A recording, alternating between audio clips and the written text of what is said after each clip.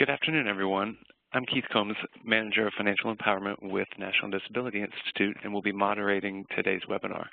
Thank you for joining us today for the REI Network's webinar on Inclusive Integrated Service Delivery. Today's webinar is sponsored by Corda Therapeutics, Bank of America, and Walmart. Nakia Matthews, NDI's Technology and Media Manager, will provide us with some housekeeping tips this afternoon. Thank you, Keith. Good afternoon, everyone. The audio for today's webinar is being broadcast through your computer. Please make sure your speakers are turned on or your headphones are plugged in. You can control the audio broadcast via the audio broadcast panel, which you see an image of here below. And if you accidentally close this panel, or if the sound stops or becomes unintelligible, you can reopen it by going to the top menu item, Communicate, Join Audio Broadcast. If you do not have sound capabilities on your computer or you prefer to listen by phone, you can dial one of the numbers you see here, 1-855-244-8681, meeting code 661-936-578, and you do not need to enter an attendee ID. I'll also paste this into the chat box. Real-time captioning is provided during this webinar. The captions can be found in the Media Viewer panel, which appears in the lower right corner of the webinar platform. If you'd like to make the Media Viewer panel larger, you can do so by minimizing some of the other panels like chat, Q&A, or participants. And conversely, if you do not need the captions, you can minimize this window. We will have a question and answer portion at the end of the webinar. Please use the chat box or the Q&A box to send any questions you may have during the course of the webinar to your moderator, Keith Combs, or to me, Nakia Matthews, and we will direct those questions accordingly. If you are listening by phone and not logged into the webinar, you may also ask questions by emailing them directly to Keith at kcombs@ndi-inc.org. Please note this webinar is being recorded and the materials will be placed on the NDI website at realeconomicimpact.org. If you experience any technical difficulties during this webinar, you may use the chat box to send me a message, Nakia Matthews, or you may also email me at nmatthews@ndi-inc.org.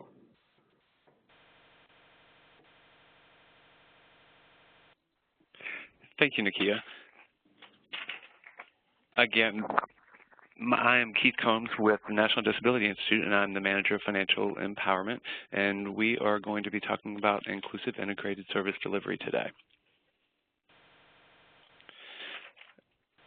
We would like to thank our sponsors, including Walmart, Bank of America, Corda Therapeutics, the Burton Blatt Institute, and IRS, who, without their sponsorship, we would not be able to provide webinars such as we are able to do so today. If you're not familiar with the National Disability Institute, we are a national research and development organization with the mission to promote income preservation and asset development for persons with disabilities and to build a better economic future for Americans with disabilities. NDI's Real Economic Impact Network is an alliance of organizations and individuals dedicated to advancing the economic empowerment of people with disabilities. The network consists of more than 900 partners in more than 100 cities in the United States. The network includes nonprofit organizations, community tax coalitions, asset development organizations, financial education initiatives, corporations and private sector businesses, federal, state, local governments, and agencies, and individuals and families with disabilities. All of the partners in the REI network join forces to embrace, promote, and pursue access to and inclusion of people with disabilities in the economic mainstream. A few things that we'll be discussing today on the agenda is the welcome. We're going to do an introduction to integrated service delivery. We're going to discuss approaches to integrated service delivery by Lars Novak, CEO of CARES of Washington, as well as National Disabilities work in integrated service delivery. And again, we will have a portion at the end of the webinar for questions and answers. Some of the outcomes that we're hoping to achieve today for the attendees is to have a better understanding of the blending of financial stability and employment services, the definition and importance of integrated service delivery, the benefits of integrating services, the use of integrated services to improve access to public benefits and other work supports. We are very excited to have two presenters today. The first presenter is going to be Elizabeth Jennings, and she is the Director of Training and Technical Assistance here at the National Disability Institute, as well as Lars Nowak, who is the CEO of CARES of Washington. And with that, I would like to turn it over to Elizabeth.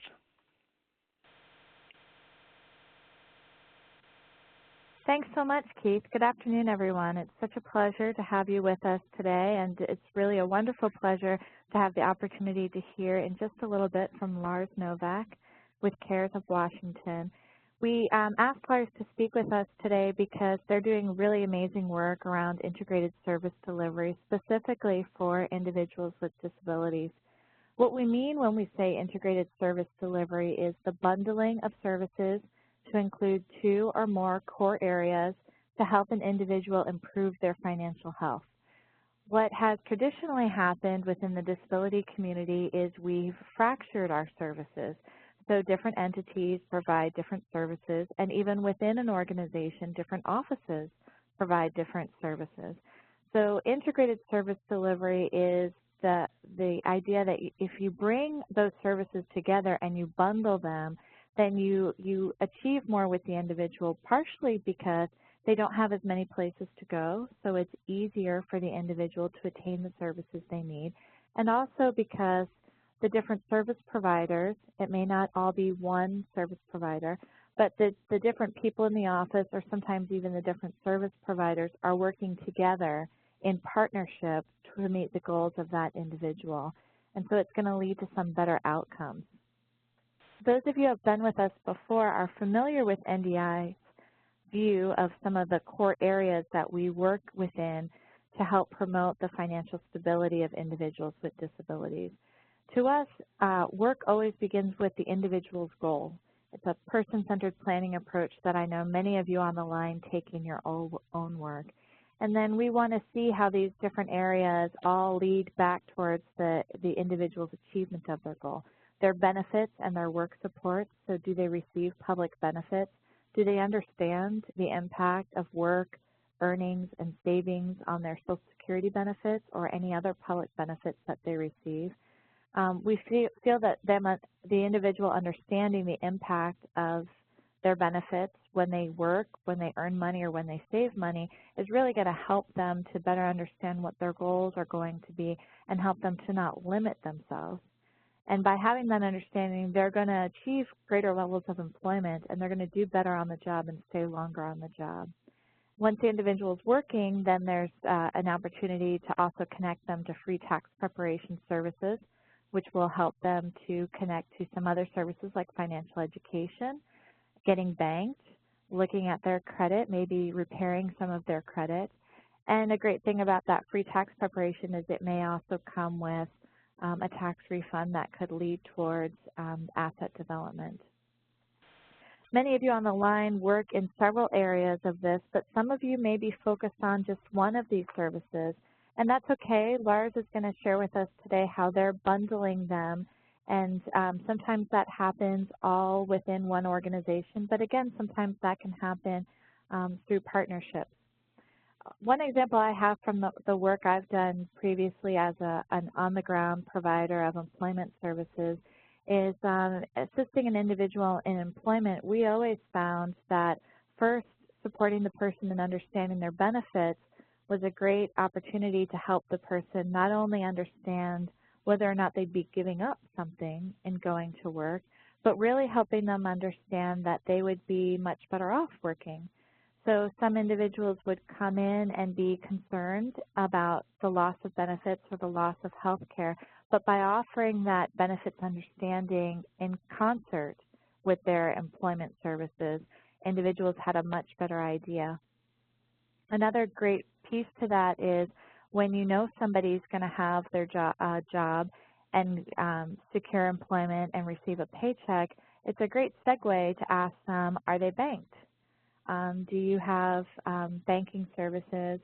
And a great chance to provide that service to them of getting them connected to banking.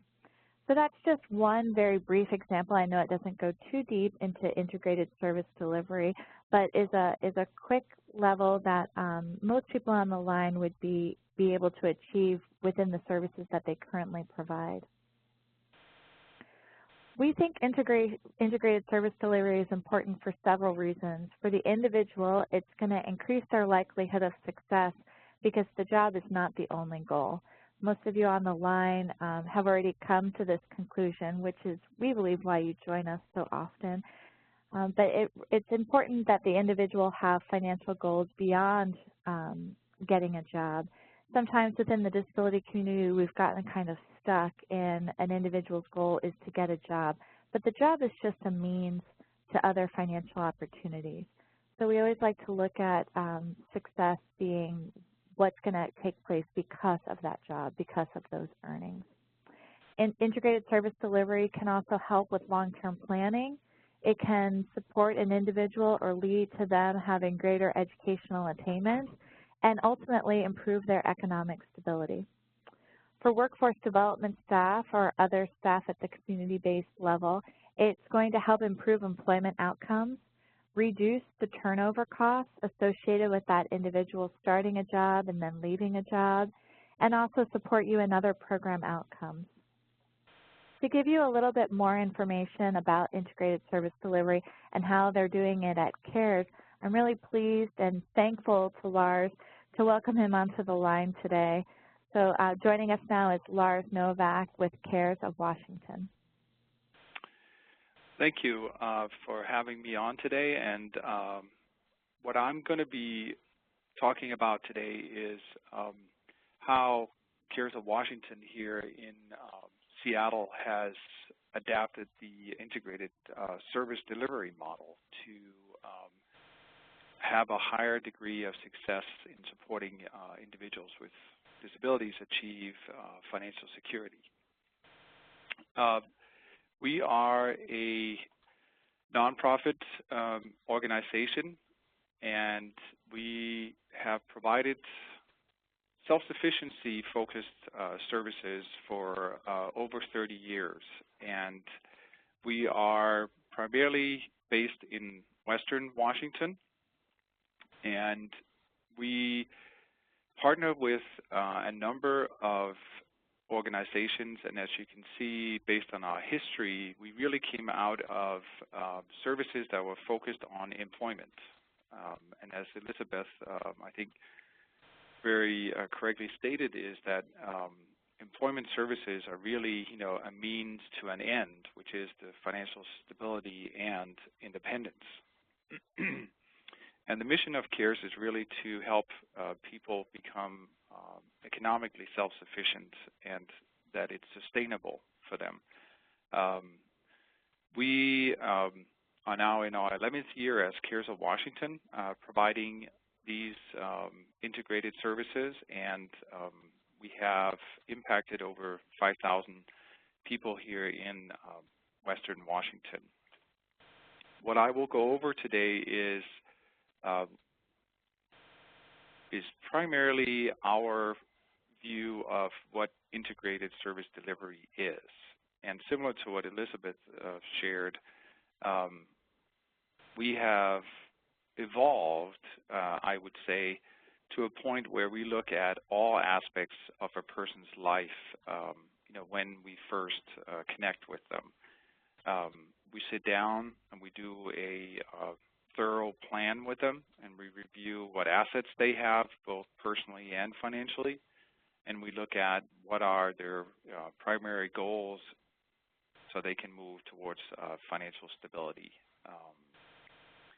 We have adapted a number of strategies that include both the individual but also their family, and the focus on a two-generational approach to ensure that both the adults and the children in the family are being financially secure, and that they have the resources and the skills to continue that.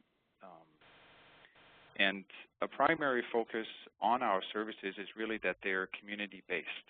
They're inclusive, and they're using the resources that are already existing in that person's community. And given that a person's life typically doesn't progress in linear fashion, we try and we do focus our services on being flexible and being creative in terms of how we support a person in moving towards, that financial stability. So in terms of how CARES provides these integrated services, it basically means that our staff today in 2014 have evolved into providing services across funding sources and programs. In the past, we had an approach which was perhaps pretty typical, say 5-10 years ago, of we had employment staff and that's the only thing they did. We may have had case managers that helped people with life skills or financial skills. We had staff that were more focused on dealing with educational services. And over the last 5 years, we have really worked both internally and in our community partnerships to make our services a continuum. So when a person engages with us, we will find the best possible mix, and using the language here of the presentation, the bundling and sequencing of services. So the person can actually get the resources when they need them. And it's not always dependent on do they qualify for a certain service that's based on public funding, or are they living in the correct geographical area, are they the right age, or ethnicity, or is their disability severe enough? So we really work very specifically on tailoring these services so the person actually can get access to the resources that are going to be effective in supporting them.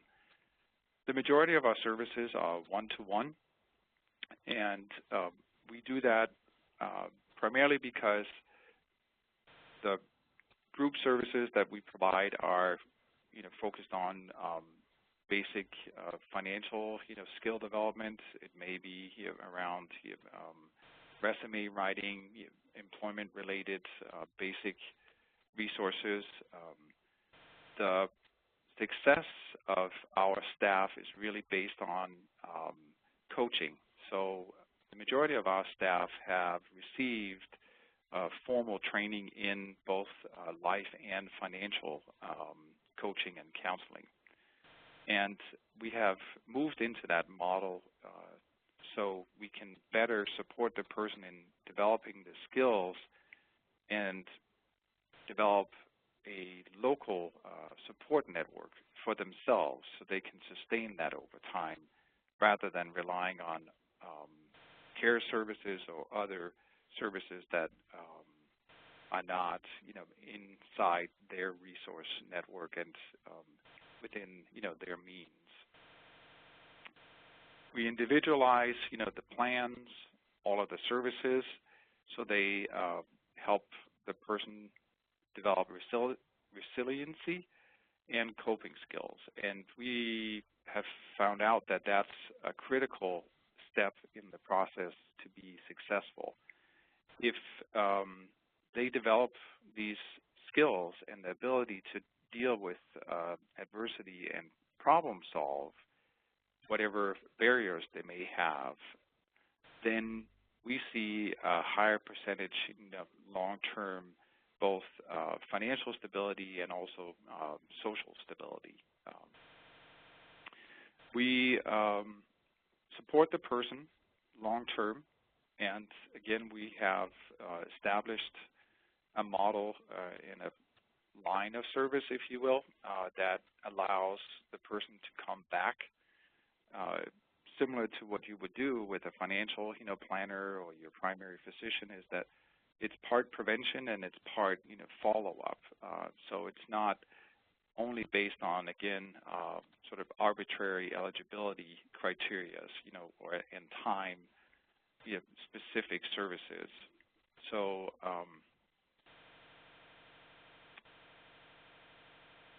the importance of the integration really is that, in our experience, most people with disabilities that we end up working with come in and they have complex lives that really are affected by so many different areas and issues that they're trying to manage and juggle: financial, health, career, employment, family, and that is really where we sit down and we work very strongly on coaching each person to figure out how can they address all of these areas of their lives. And by integrating and bundling services, our staff are actually able to support that person more effectively, because a key part of integrating services is accessing all of the resources that are already available in that person's community, whether it be within their social network or in the public network through public resources, public benefits, through which is here in Washington State, DSHS. There might be community-based organizations, faith-based organizations that have the resources that the person needs. So that becomes really important to both work with that person to engage with those resources and also develop strategies and structures so they can continue to be stable. And we see by using this model that 15% and upwards are achieving a financially more stable life situation over 12 months. That's typically how we track and measure what goes on with a person. We do provide long-term support regardless of whether there's public funding or otherwise for it. If the person needs support, we will do what we can to do that. And our typical contact with a person probably ranges from 1 to 2 months and up to, we have persons with disabilities that we have provided support to for over 20 years.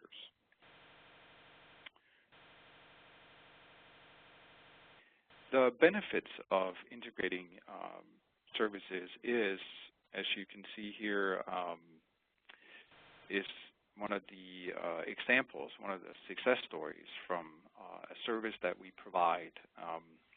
We engage with employers as an employee assistance provider. So companies will hire us to support their staff dealing with non-work-related issues that are causing them problems at work.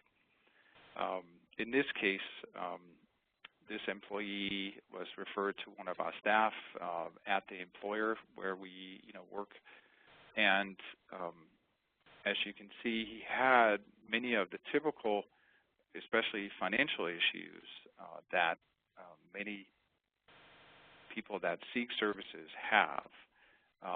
We observe that upwards of 80% of all the people we engage with every year, their main issues are financially related, and which is why we have increased both our staff training and our connections to resources and partnerships in the community to be able to support people with developing the resources and the skills to deal with all of these financial issues. So the benefit of integrating services is really that John was able to get access to and the support, the coaching, and the actual, if you will, step-by-step assistance to be able to address each of his barriers, setting up payment plans, developing budgets, dealing with all of his bills, all of those types of things, and which allowed him to maintain his employment. And we clearly see, and that was the feedback we got from the employer and from John, was by supporting him in this manner, he was in fact able to both keep his job and also receive raises and continue to advance. So we see this as a very strong strategy to help people be financially stable, but also avoid having to become unemployed or be able to finish their education and become employed and then stay employed successfully.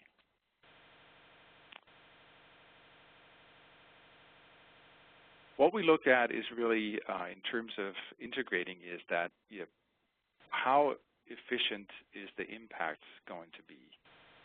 And the second thing we look at is it going to be a permanent solution that will lead to long-term sustainability and stability for that person that we're working with?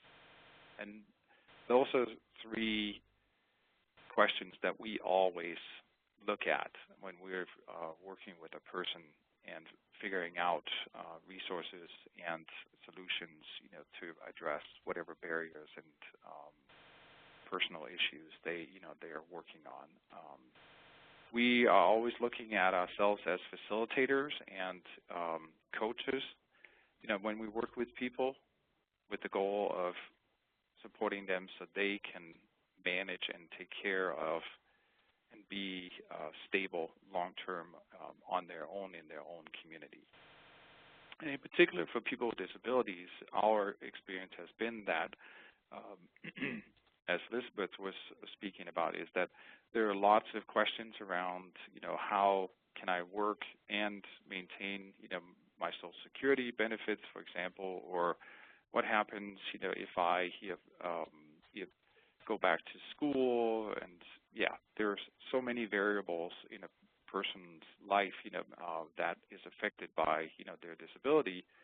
And if we can support them in developing successful strategies to address those, long term, then we consider that a success. Whether they continue using our services or, not, or if they come back in 10 years and ask, us to support them with an issue that comes up then.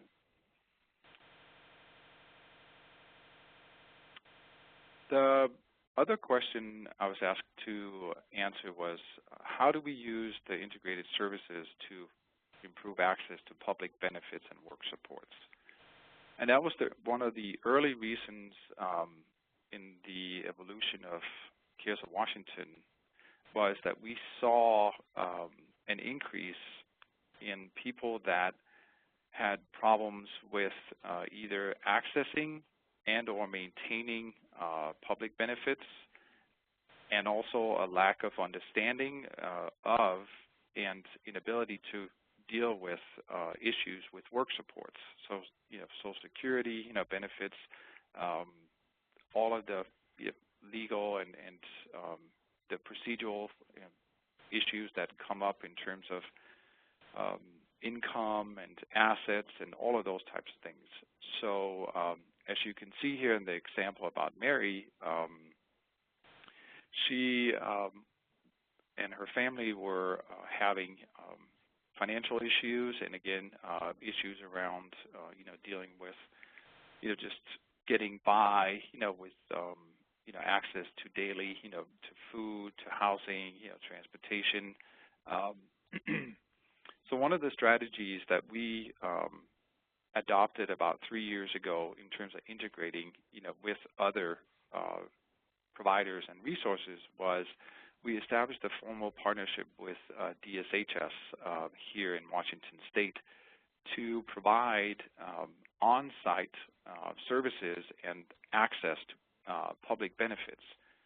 And it's a fairly simple solution to an issue that seems to come up for many people in terms of managing, accessing, and trying to use public benefits effectively.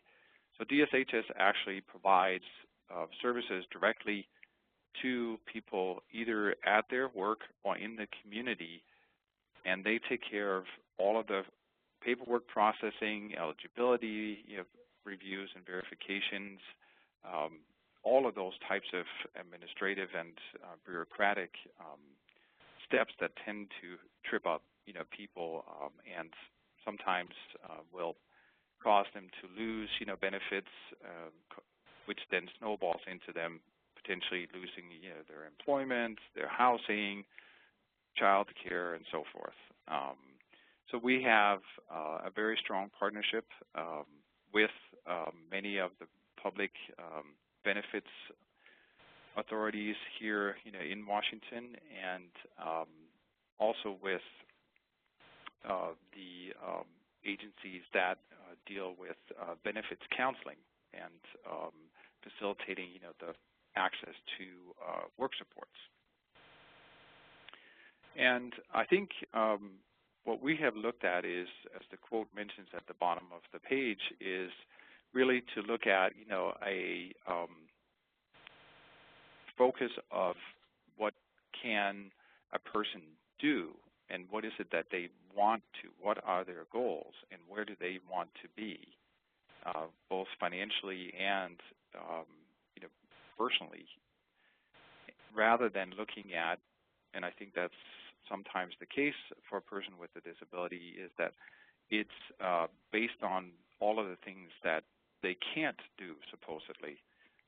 And I think that is somewhat of an artificial barrier, and by flipping it upside down and really looking at, these are the strengths that the person has, and these are the actual tools and skills that they have and can develop, and they can then achieve financial stability in a manner that's meaningful to that person.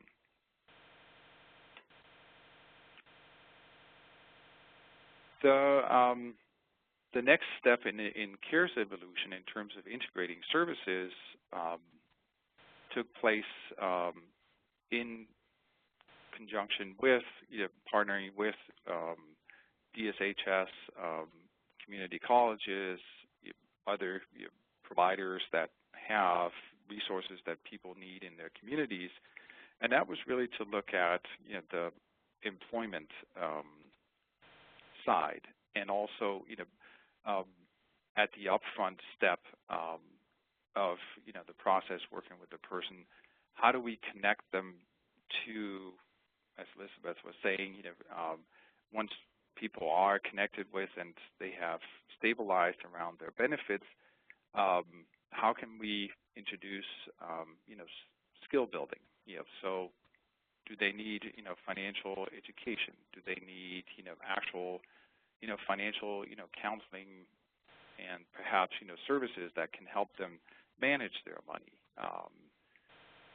We provide VITA tax prep services here during the tax season, and we'll provide that either through partnerships with one-stop centers, libraries, even at community providers that have services that our clients are using.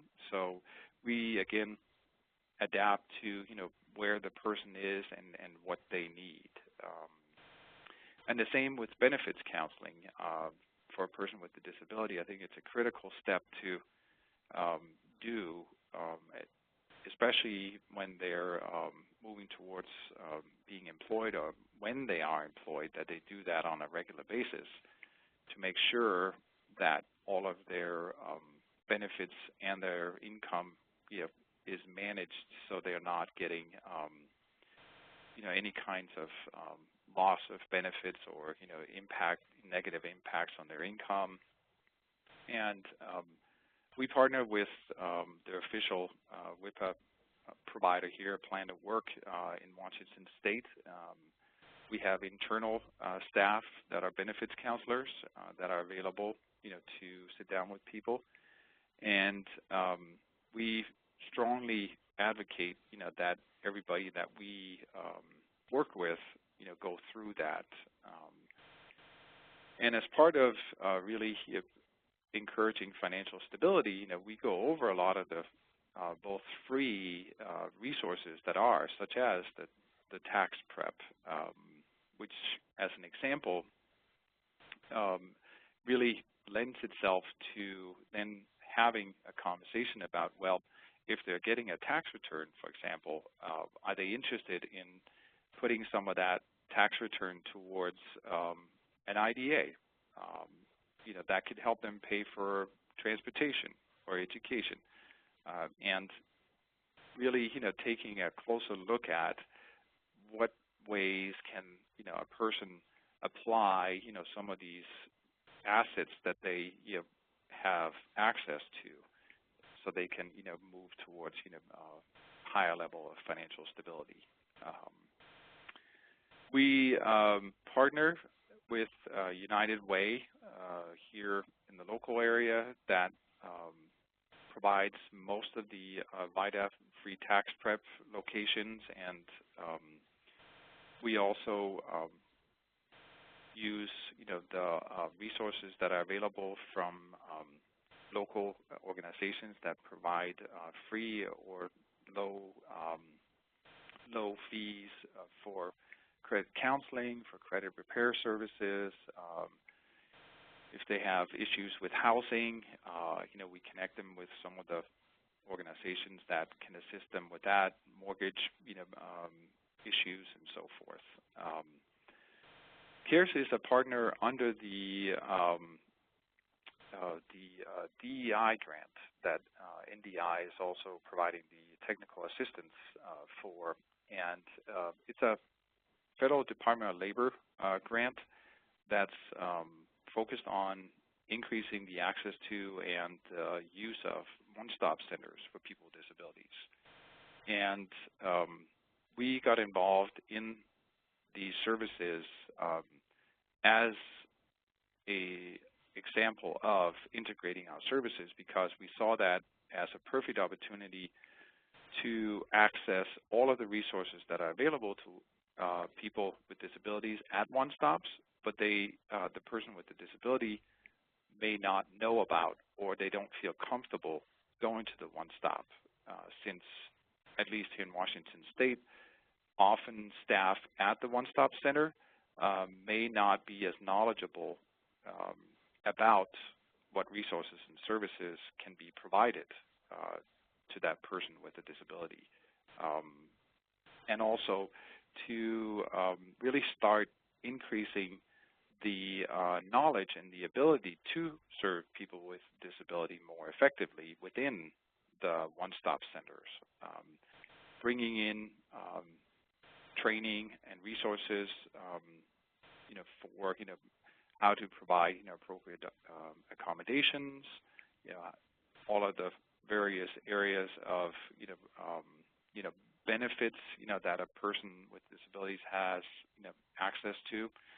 We have developed some actual staff training and ongoing support internally within the different centers to really expand the ability to serve people with disabilities. And those partnerships have grown, in particular around veterans with disabilities. There's a growing need for those services. Ticket to Work services is a growing strategy that we're focusing on here in the coming years, because it's a very good combination of resources from Social Security through the ticket program to get a person employed, and then being able to funnel that Ticket to Work support through the one-stop centers, so the person can continue to receive retention services beyond what normally provided, because it's typically 12 months, give and take, depending on the program that a person goes through.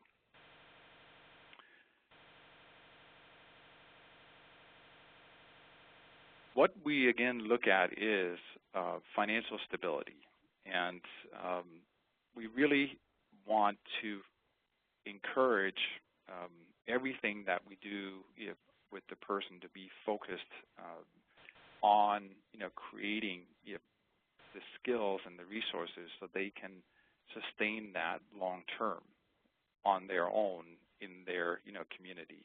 I think there's often, at least here in our region, the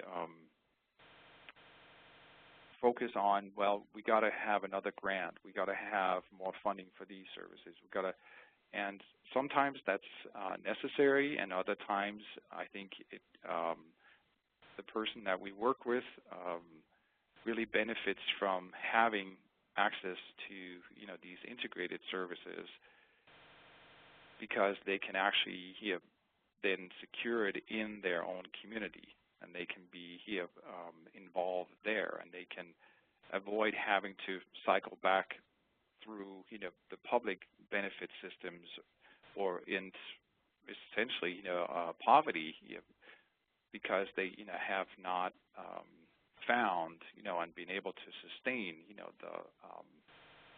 the financial stability and employment that they need.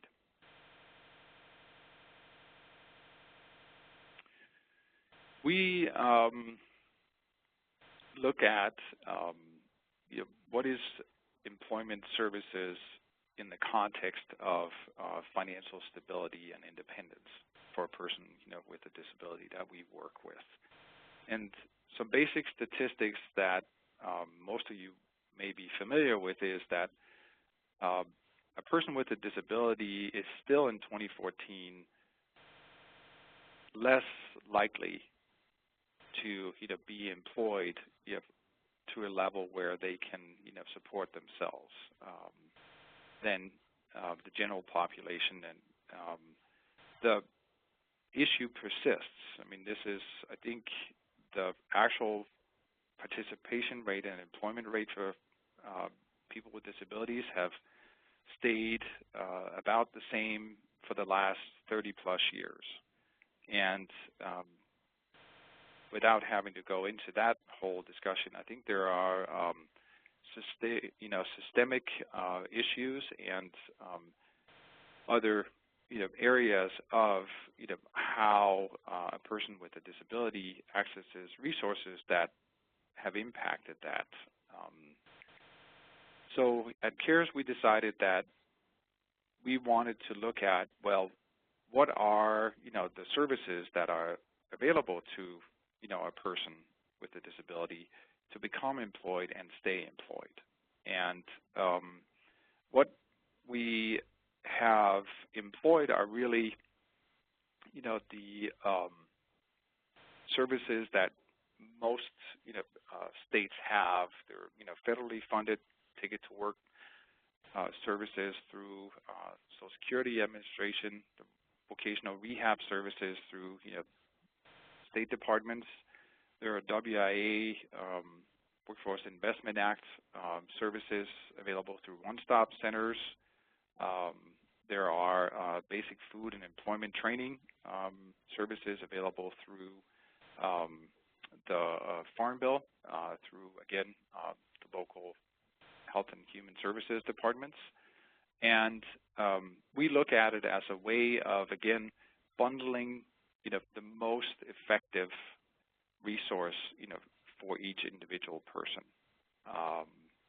And the employment services are the tools that the person need to get to a point where they have financial stability.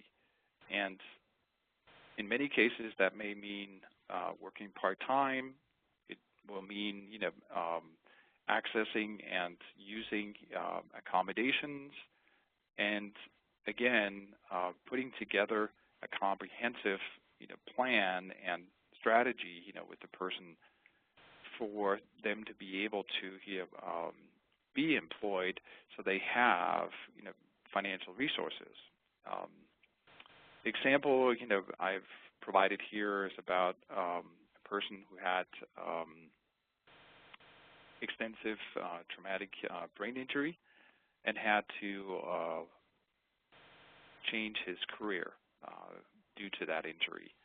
And he was bounced around between some retraining programs and the VR services. And when we connected with him, we sat down with him and used our process of first figuring out what would be his actual plan, all of the person-centered focus, and then start looking at what would be a realistic new career path for him.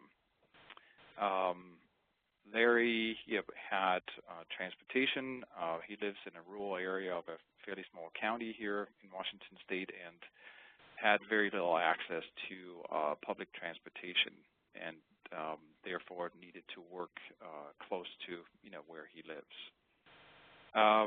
Our job developer spent all of the time working through all of the steps of coming up with a realistic plan with Larry, and the decision was to approach larger companies, and it was in part driven by having access to more resources and the potential for accommodations and knowledge and willingness to consider a person with those support needs.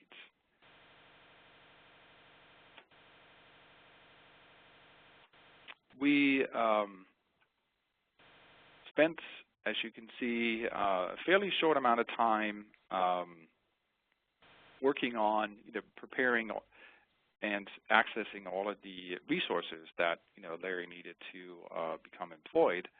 And in our job developer's own words, she was very directly involved in much of the process on Larry's request due to some short-term memory losses he's had, and being able to get essentially the coaching and the support needed to successfully complete interviews and the application process. Throughout that period, our staff worked on securing transportation to his place of employment, the accommodations, University of Washington, the brain injury department there, talking to the local vocational rehab office about funding some of the accommodations and support he would need when he started working. And within that process, he was able to get a job at a local grocery store, and has started here in January working full-time. We will continue to provide, in particular, the benefits, counseling, and financial management support. So our staff will continue to meet with Larry one-on-one and also do on-site job coaching is currently happening. So Larry has the support he needs to learn his job duties and be able to perform them. And also the long-term follow-up. So we'll be continuing the relationship both with Larry and the employer to ensure that he can be financially stable.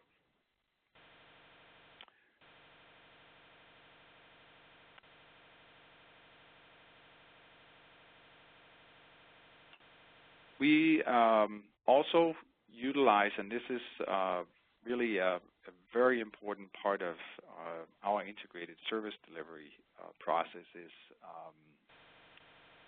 focusing on community partnerships.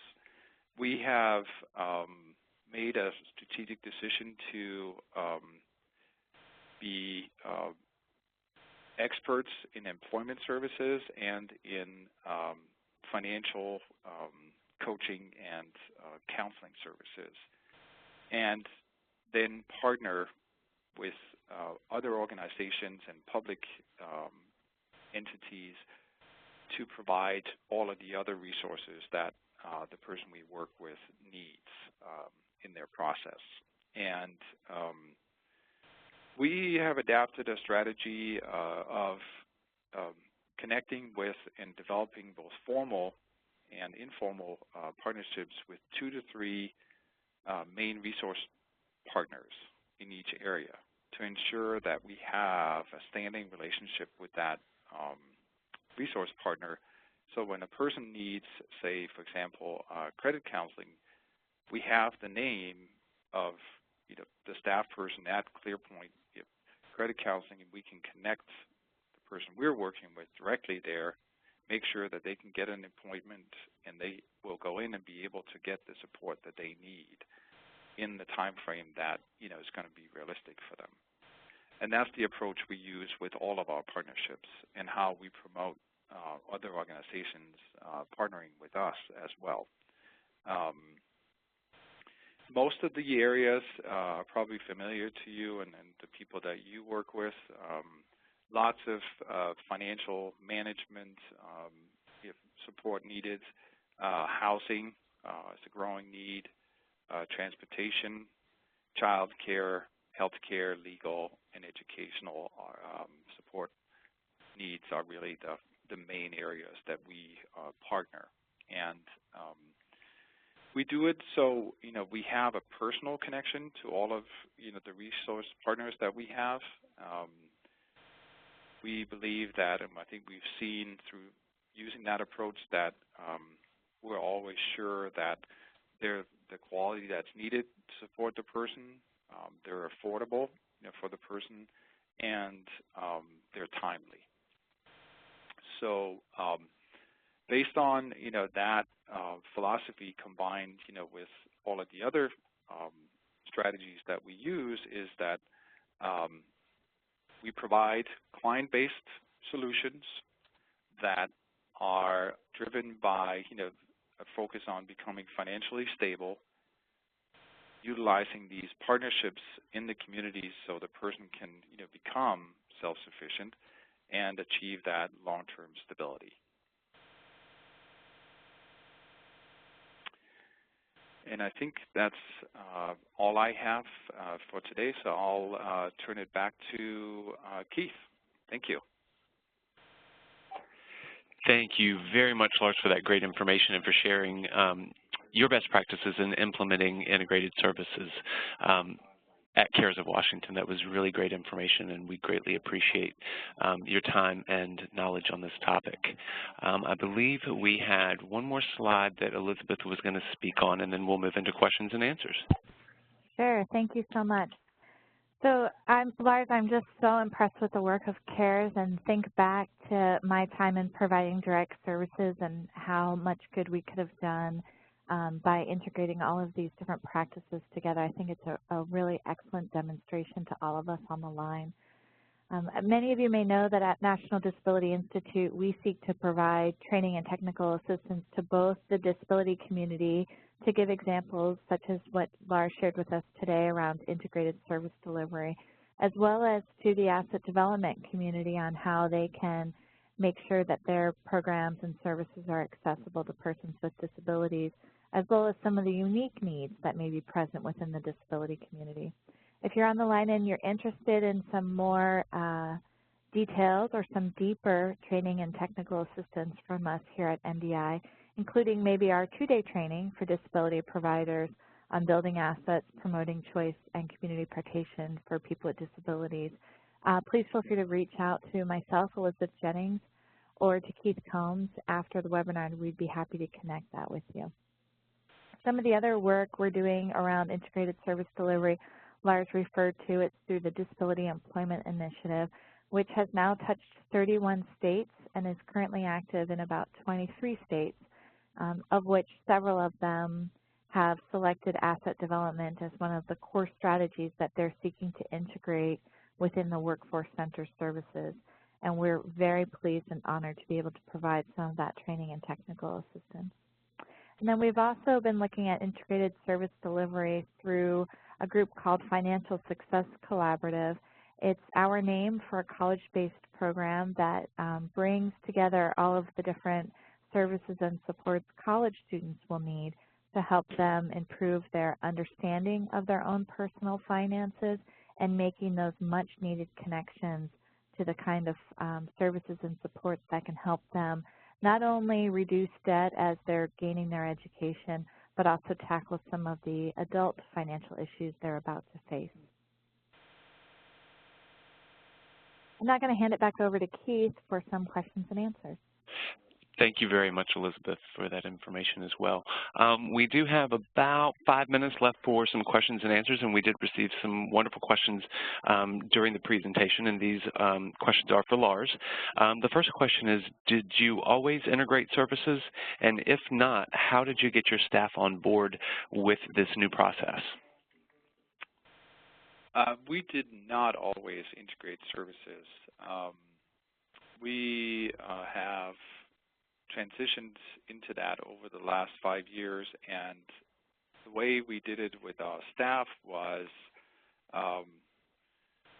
in part by education, so training and restructuring the way our staff are actually providing services, and also realistically by hiring staff that had the ability and willingness to provide services in this way, and eventually moving and focusing on having a strong staff core that all believe that this is the best way to do it. Okay, thank you very much. And the next question is, my work is so focused on getting the person a job. How do I approach the person to discuss other items? Depending on the person, I would recommend including in that conversation in the planning. If there's a focus on a specific job goal in a specific area, at specific wages and all of those types of things, I think that is often a good point to then bring up what is that based on. If they want to make $20 an hour, what is their budget? Do they have a budget? All of those types of related questions. How is that going to affect their ability to be successful in the job, and are there resources that you can bring in to help them address that? Because maybe they can't even get the job if they have too much debt or other issues. So that's typically where we address it. Is in the context of their actual employment plan. Okay. Thank you very much. And I think we have time for one more question. And this question is, we are a Ticket to Work employment network. Do you think integrating services will lead to achieving outcome payments? Yes. We're an EN as well, and I think that's actually a key aspect of it, because otherwise, as an EN, there's less ability to really effectively support the person. So integrating services takes off a lot of responsibility and sort of need to provide resources that we're not the experts in. All right. Well, thank you very much for that. And it looks like it's going to bring us right up on time for the hour. Again, I want to thank our speakers today, Lars Novak with CARES of Washington, Elizabeth Jennings, as well as Nakia Matthews for our technical support today. Our next webinar is coming up on Wednesday, March 12th. 2014. It will be at the same time from 3 p.m. to 4 p.m. Eastern Standard Time. The topic for the next webinar is the benefits of establishing and living within a monthly spending plan. You can check out our future webinars as well as our archived webinars, with this one being available probably early next week by going to our website at www.realeconomicimpact.org. Again, final thank you to our sponsors for providing us the opportunity to deliver this webinar. Those include Walmart, Bank of America, Accorda Therapeutics, the Burton Blatt Institute, and the IRS. And a few ways to remain in contact with National Disability Institute is on this slide here. You can follow us on Twitter, Facebook, YouTube, Flickr, Tumblr, as well as our website at www.realeconomicimpact.org. Again, I'd like to thank you for your time today, and have a great day. Thank you.